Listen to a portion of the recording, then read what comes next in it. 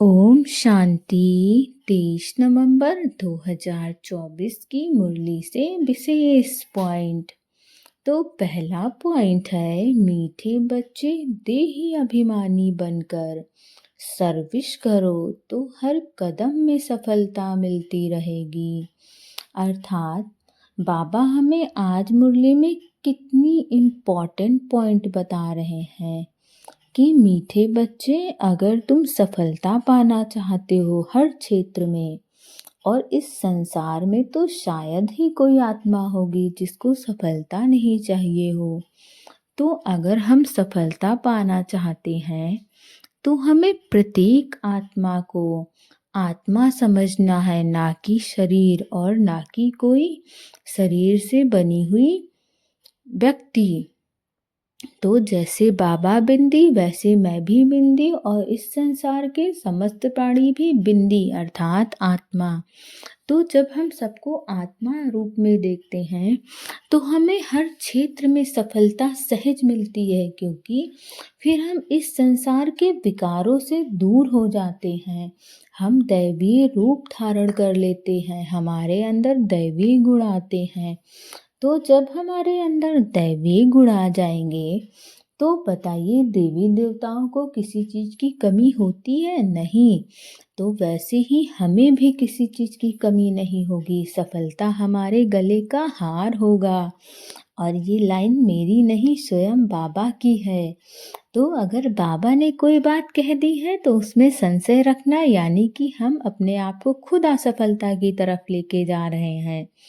तो हमें संशय नहीं करना है, बाबा पे धैर्य बनाना है, बाबा पे विश्वास रखना है, और बाबा हमें जैसे जैसे कहें वैसे वैसे करते जाना है। तो फिर देखिए आपके जीवन में कैसे सफलता होती है आगे आगे। अगला पॉइंट है, सदा इसी खुशी व नशे में रहना है कि अभी हम ईश्वरीय परिवार के हैं। स्वयं भगवान हमें पढ़ा रहे हैं, उनका प्यार हमें मिल रहा है, जिस प्यार से हम देवता बनेंगे। तो हमें हर क्षण खुशी रहनी चाहिए कि हमें कौन पढ़ा रहा है। इस संसार का मालिक परमात्मा स्वयं बाबा आए हैं हमें पढ़ाने के लिए। और हमारा कितना ऊंचा भाग्य होगा कि बाबा ने हमें चुना है हमारा अच्छा भाग्य बनाने के लिए।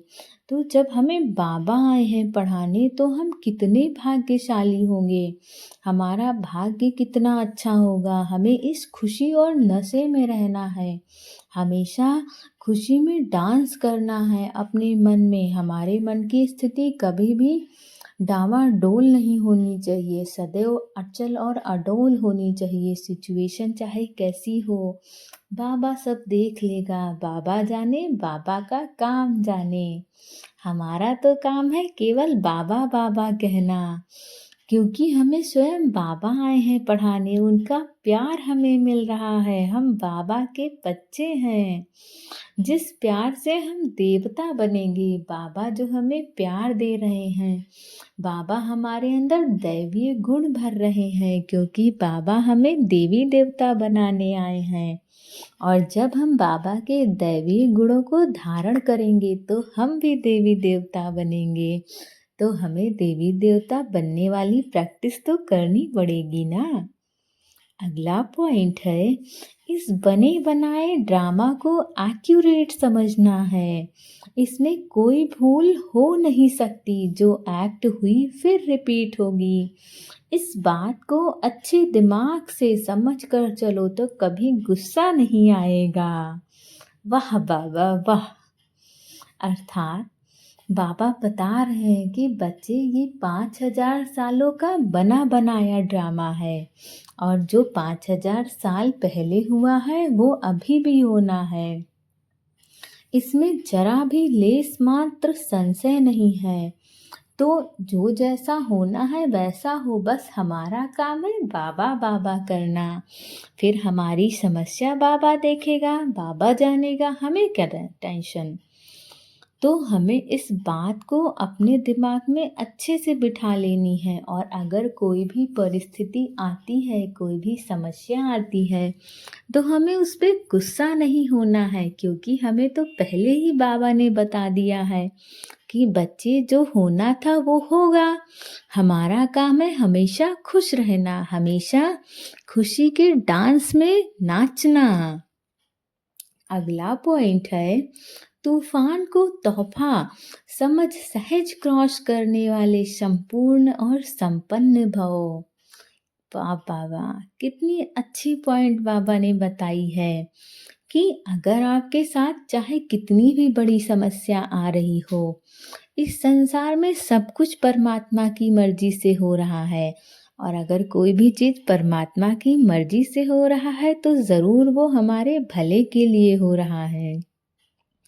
क्योंकि हमारे साथ क्या होता है, अगर कोई समस्या आती है तो हम घबरा जाते हैं, हम सबको दोष देने लगते हैं, लेकिन असल में वो समस्या हमारे जीवन में ज़रूर कुछ बहुत अच्छा काम करने आ रही होती है। या अगर अच्छा काम नहीं हुआ होना होता है तो हमारे कुछ बहुत बुरे कर्म होते हैं जिन्हें कटवाने के लिए आती है। तो ये तो खुशी की बात है ना कि हमारे बुरे कर्म कट जाएं और बाबा की अगर मदद से कट जाए तो फिर क्या ही पूछना है। आराम से बहुत सफलता के साथ ये सारे कर्म बुरे कट जाएंगे अगर बाबा का साथ रहेगा। तो कोई भी समस्या आए हमें धैर्य बनाना है और भरोसा रखना है बाबा पर। जब हम किसी भी समस्या में अचल और अडोल की स्थिति में रहते हैं तभी हम अपनी संपूर्णता और संपन्नता की स्थिति में पहुंचेंगे, क्योंकि बाबा हमें देवी देवता बनाने आया है और हम देवी देवता तभी बनेंगे जब हम ये सारे गुण धारण करेंगे। क्योंकि कभी आपने देवी देवता को देखा है गुस्सा होते हुए, परेशान होते हुए? नहीं ना। तो हमें भी बाबा वही बनाने आए हैं। अगला पॉइंट है अलबेलेपन को समाप्त करना है तो स्वचिंतन में रहते हुए स्व की चेकिंग करनी है। अर्थात जो हमारा मन कभी इधर कभी उधर चला जाता है, व्यर्थ की बातों की तरफ चला जाता है, तो हमें उन सब की तरफ से अपने मन को हटा के बाबा की तरफ लगाना है। क्योंकि एक बाबा ही है जो हमें इस संसार की नैया से पार ले जा सकता है। अगर हम बाबा बाबा करते रहते हैं तो बाबा सब कुछ देख लेता है, बस हमें खुश रहना है और बाबा को याद करना है।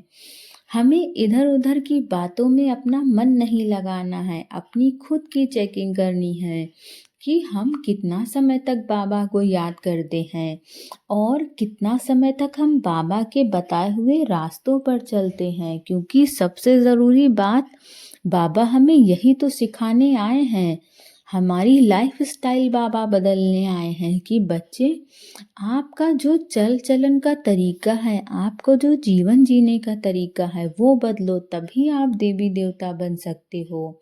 तो हमें हर कदम पर अपना चेकिंग करना है कि जो हमारी हर कदम है क्या वो श्रीमत के अनुसार है, क्या जैसे देवी देवता के कर्म होते हैं वैसे मेरे कर्म हैं। अगर वैसे नहीं है तो हमें जांच करके इन्हें सुधारने की ज़रूरत है। ओम शांति।